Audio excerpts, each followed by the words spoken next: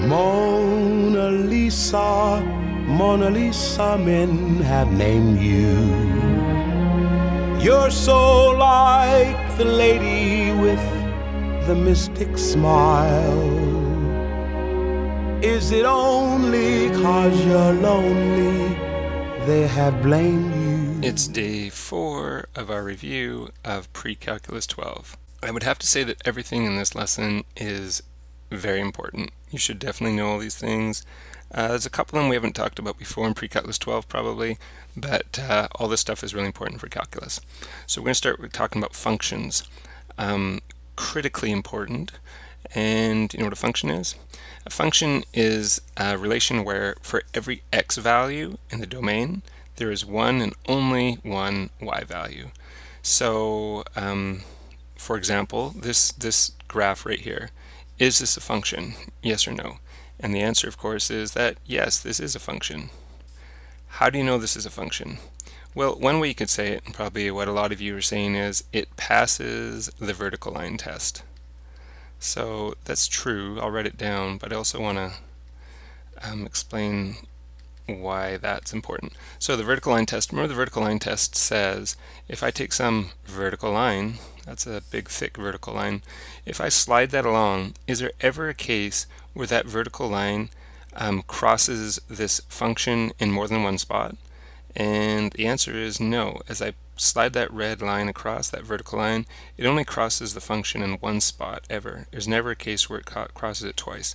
So because it passes the vertical line test, this is a function.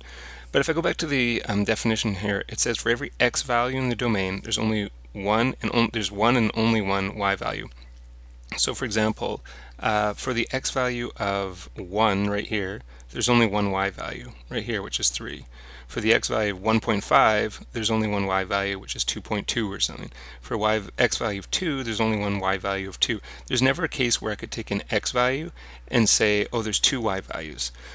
For example, let's say that this went like this. Say this was the actual function like this. Now, if I was to slide this vertical line across, you can see that it violates the vertical line test because it crosses here and here. It crosses here and here. It crosses two spots, two spots, two spots. So that's one way to look at it. The other reason it's not a function anymore is because for for many of the x values, there's two y values. So for example, when I look at the x value of 2, which y values are there for this function? Well, it's not a function for this relation. There's a y value of 2 and a y value of 4.2 or something like that. So that is not a function when I add that little bit. Okay, let's get rid of that. Okay, is this graph a one-to-one function? The answer to that is no. How come? Because it fails the horizontal line test. In order to be a one-to-one function, it has to pass the vertical line test and the horizontal line test. So with the horizontal line test, if I bring back that thick red line, as I slide that downwards, there'll be plenty of spots where it crosses it in 2 spots, or even 3 spots. If you look at right here, it crosses here, it crosses here, here, and here. So it fails the horizontal line test, which means it's not a one-to-one function. What does one-to-one function mean? It means for every x value, there's only one y value, and vice versa. For every y value, there's only one x value. So this fails the horizontal line test, and it's not one-to-one because there are some y values that have more than one x value. So for example, the y value of 2.5 has x values here and here. So fails the horizontal line test, passes the vertical line test. It is a function, it's not a one-to-one function. Okay, sorry, kind of going probably a little bit deeper than I need to here. State the domain. Okay, domain is the x values. So if we look at our smallest x value here, it is 1. That's the smallest x value, so I'm going to put 1. And if I look at my highest x value, it goes all the way up to 5. So I'm going to put 5. Now I'm going to put some brackets. This is one of the ways you can show the domain. Does it include 1? Yeah, it does. So I'm going to put a square bracket. Does it include 5? Yes, it does. How do I know? Because they're both solid dots, right? So there should be a square bracket here. If this was an open circle like that, right, if it was open, then you'd put a curve, like a regular bracket like that. But because they are both closed circles, they're filled in, we put the square brackets. So that's one way you could write this. Probably more common, I think, in your text. Actually, no, I think your textbook does it the other way. The other way is to say this: the x values are from 1 up to 5. Because it's domain, we're talking about the x's.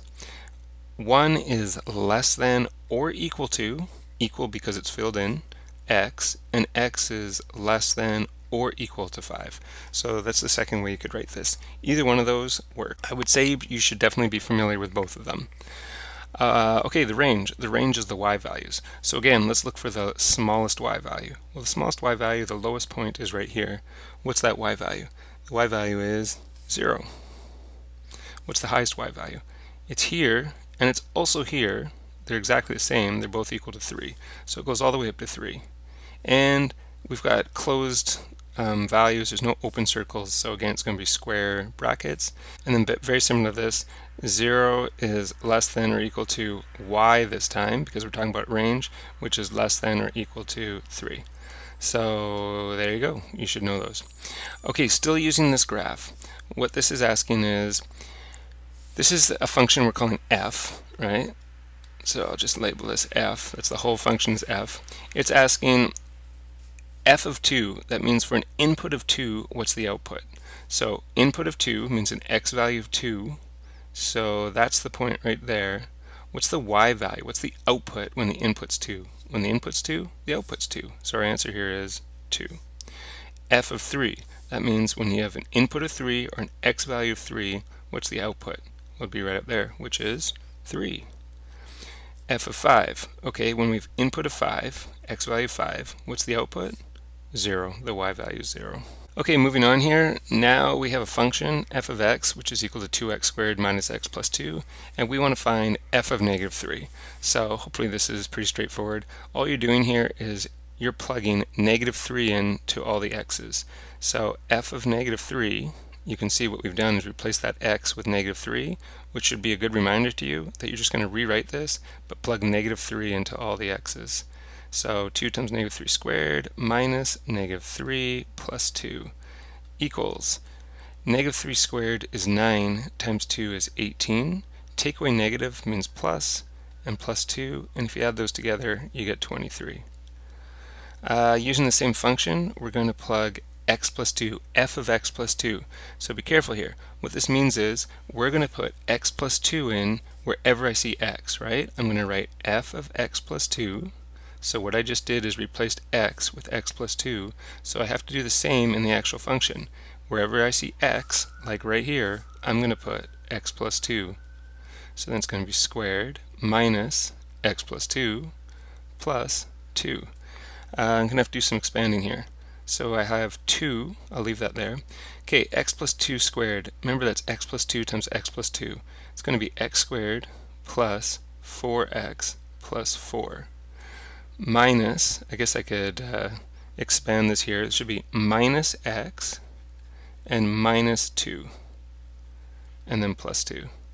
So next thing I could do is multiply the 2 times all of these terms. So I get 2x squared plus 8x plus 8 minus x, and if you look, these last two terms here, they can just cancel. We can just get rid of those right now. So continuing on, we have 2x squared, we have 8x take away x, which is plus 7x, and then we have plus 8, and this would be our answer right there. Okay, next thing is even and odd functions. This is actually really important. We're going to do a lot of curve sketching really complicated curves once we get to chapter 5, 4 and 5, I think. So we need to know what even functions and odd functions are to help us make those sketches. So basically an even function is when f of x equals f of negative x for all x. So basically what that means is you get the same thing get the same thing when plugging in negative x. So I'll give you an example of that. The other thing about it is that with the even functions, there's symmetry about the y-axis. So the graph looks like a reflection over the y-axis. Let's explain odd functions first, and then I'll give you examples of both of these. So with an odd function, what's true about odd functions is negative f of x equals f of negative x for all x. So I guess another way of saying that is you get the exact opposite thing. Not very mathematical word, thing. You get the exact opposite thing when plugging in negative x. And the type of symmetry you get with odd functions, you get something called origin symmetry. And origin symmetry is when a graph looks the same when you rotate it 180 degrees. Okay, so let's give you some examples of these. So it says determine whether the following functions are odd, even, or neither, and we're also going to try the two functions on the first side of the page. So we'll go back to those ones after. So to figure out whether it's odd or even or neither, what we're going to do is we take our function f of x and we're going to plug in negative x. We're going to make it f of negative x. Now, if you make it f of negative x, all that happens is all your x's become negative x's. So you're going to have negative 3 and then negative x, right? Where that x is, I put negative x squared plus 4. If I simplify that, I get negative 3. What's negative x squared? Negative x squared is x squared plus 4. And that's it. Now, what I want you to do is to compare the answer we just got, this one right here, with what we started out with there. What do you see? They're exactly the same. There's no difference. So in other words, f of x is equal to f of negative x. And if you check back on the previous page, you'll see that that's an indication that it is an even function. Okay, that's what it means. When you plug in the negative x, you should get exactly the same thing as you originally got. All right, let's try the next one. So again, here's f of x. We're going to see what f of negative x equals. So wherever I see x, I'm going to put in negative x. Cubed minus 4 times negative x. Put negative x in for that x. Let's simplify. So 2 times negative x cubed is negative x cubed. So I could just move the negative out front, right? So I'm going to get negative 2x cubed, and then negative 4 times negative x is plus 4x. So this is what my f of negative x equals. Now, if I compare that to what we started with, are they exactly the same? No, they're not. But do you see the relationship? It's a pretty important relationship between this and this. What we have here is just the negation of this right there. It's just negative f of x. So what I'm saying is negative f of x, right? The negative of what we started with is exactly equal to f of negative x. And if that's the case, we have an odd function. Okay, now what does this mean in terms of graphs? Well, what we said is with the even functions, you get symmetry across the y-axis. So it's kind of like the y-axis is a mirror. One of these is even. Which one would it be? This one over here. This is an even function because if you can imagine, if you put a mirror right here on the y-axis, one side would perfectly reflect onto the other. So because we know that this one is even up here, I know even without graphing this one that when I graph it, I'll get something that makes mirror images across the y-axis. I don't mean for this to be an asymptote, by the way. It absolutely could have some points right on the y-axis. So this one's even down here. How about this one? This one's odd. How come this one's odd? Because it has symmetry about the origin. In other words, if I could turn this graph upside down, it's really difficult for me to do that. I don't know how I could do that right now. But if I was to turn this upside down, it would look exactly the same. Don't believe me? Go ahead and stand on your head and look at this graph and it'll look exactly the same. Go ahead, go stand on your head. You can do it. There you go, impressive. And does it not look exactly the same? Yes, it does. So this is odd. Now, not every function is even or odd. There's also ones that are neither. So I believe the other two we're being told to look at here are neither. Well, let's start with this graph right here. Does this thing have symmetry across the y-axis? No. Here's the y-axis and there's nothing at all over here. So there's certainly no symmetry over here. That means it's not even. And if I was to turn this graph upside down, would it look exactly the same? Not at all. So this has neither. It's neither odd nor even symmetry. Okay, it's nice when they have symmetry when you're graphing, because you kind of only have to graph half of it, and then you can graph the rest based on the symmetry. Let's also look at this one here. So here's what f of x equals. Let's see what f of negative x equals. So if we put negative x in here, we're going to have 2 times negative x squared minus negative x plus 2. Sorry, squish job here. So that means it equals negative x squared is just x squared. The negative's gone. So I'd have 2x squared. Then negative negative x is plus x. And then I have plus 2. Okay, if I compare this to what we started with, are they exactly the same? They're not. They're almost the same, but this is plus and this is minus. Is this one the negation of that? No, the negation of this one would be negative 2x squared plus x minus 2, and that's not what we have here. So in other words, this one also is neither even nor odd, or odd nor even nor odd. Okay, so that's even and odd functions for you. Okay, last thing we're going to do is equations of lines. This is really important. You're going to do a lot of equations of lines in calculus. And in your workbook, your textbook, sorry, they ask for all the lines in general form. So general form, if you don't remember, is ax plus by plus c equals 0. It's not really the form we used very much in grade 10 and 11. But for some reason in your calculus textbook, this is the form they almost exclusively use. So there's a few rules about this. A has to be a whole number. So whole numbers start at 0 and then go 0, 1, 2, 3, 4, 5. So it cannot be a negative, can't be a fraction, can't be a decimal. B and C has to be an integer. So integers are like negative 3, negative 2, negative 1, 0, 1, 2, 3. So you'll notice for A, B, and C, no decimals, no fraction. Okay, so let's do this. We're going to find a line that's perpendicular to this line. This is another line here. And it also passes through the point 4, negative 2. So in order to get the equation of line, you need two things. You need a slope, and you need a point. Well, we already have the point. It tells us the point right here. The point is, I don't even know why I'm writing it down again, 4, negative 2. There it is. We also need to get the slope, but this is not the slope of the line we're interested in. This is the slope of a line that's perpendicular to the line we're interested. So what are you interested in? So what do you need to know about perpendicular lines? Their slopes are negative reciprocals. Negative reciprocals. So what's the slope of this line, first of all? Well, this is in slope-intercept form. So here's our slope right there. It's 1/3. So for the line we're interested in, we want the negative reciprocal of 1/3.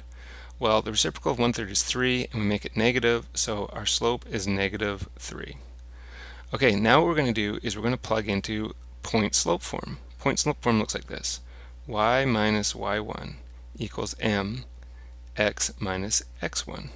So m is the slope, which you already know, and then the y1 and the x1 is your point. So this is your x1 point, this is your y1 point. So let's go ahead and do that. We have y minus y1, which is negative 2, equals m, which is negative 3, and then x minus x1, which is 4. Okay, that's the same as y plus 2, equals, let's expand here, so you get negative 3x plus 12. Now, we want it to equal 0, right? Remember, we always want it to equal 0. So you could either move everything to the left or everything to the right. What makes a lot more sense here? You want to move everything to the left. How come? Because you want your a, your x's, you want the x's to be positive. So in order to get the x's positive, you got to move it all to the left. So let's do that. Negative 3x comes over and becomes 3x. Y can just stay right here, so plus y. And then positive 12 moves over and becomes negative 12. So we have plus 2 take away 12, which is negative 10. Now it's all equal to 0 because there's nothing left over here. We're done. This is our equation in general form. Okay, let's do one more. So it passes through the point negative 1, 3, and it has an x-intercept of 6. This is really just like 2 points here, isn't it?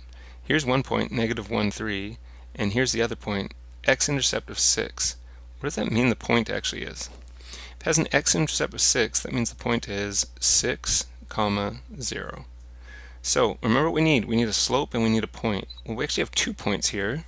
Let's find the slope. How are we going to do that? Well, you could use your equation, which is y2 minus y1 over x2 minus x1. So in other words, you don't have to memorize the formula. Just remember that you want to know the differences in the rise. The rise is the y values. So it's like 3 minus 0. And then the differences in the x's. Now since I did 3 minus 0, I have to go negative 1 minus 6. I can't go 3 minus 0 and then 6 take away negative 1. It won't work. But if I do it like this, I get 3 minus 0 is 3. Negative 1 take away 6 is negative 7. So the slope is negative 3 over 7. Great, I now have the slope. Now I need a point. I've got 2 points. Which one should I use? You can use either one you want. I like this one. You know why? Because that beautiful 0 there, it'll make things just a little bit easier later on. But you can do it with the other point as well, it doesn't matter. So again, y minus y1, you don't have to write this, but just so you know what I'm doing, x minus x1. So y minus, what's my y value? 0, that's lovely, equals m, which is negative 3/7, and then x minus x1, which is 6. Okay, the 0 doesn't do anything, so I'm just left with y equals. You could expand here. You could also get rid of the fraction right now, but what the heck, I'll expand. So I'm going to go negative 3 over 7 times x, which is negative 3 over 7x, and then negative 3 over 7 times negative 6 over 1. Negative times negative is positive. 3 times 6 is 18. 7 times 1, right, so 1 on the bottom, is 7. Hey, I'm done, right? No. Remember what I said is no fractions in general form, no fractions, no decimals. So we got to get rid of our fractions. How do we do that? We find the lowest common denominator. Well, in this case our denominators are 7 and 7, and we multiply every term times 7. So I multiply this by 7, this by 7, and this by 7. I don't know why I sometimes cross my 7s and sometimes I don't. So what are we left with? Well, here what we have is 7y. Here what happens is this 7 and this 7 cancel, so I'm left with negative 3x. And here what happens again is that this 7 and this 7 cancel, so I'm left with plus 18. Finished? No, I want it to equal 0. So should I move everything to the left or everything to the right? Again, I want my x's to be positive, so I better move everything over to the left. Move that negative 3x over, it becomes 3x. Leave the 7y here, it's still positive 7y. Move the positive 18 over, it becomes negative 18. What's left over on this side? Nothing. And I am done. Okay, this is very important, everything that we've done in this lesson today. So please make sure you figure it out or review it and understand it. But all these things are definitely going to come up a lot in calculus this year. Okay, just one more lesson to go, and then we'll actually start calculus. It's so exciting. Mona Lisa, Mona Lisa.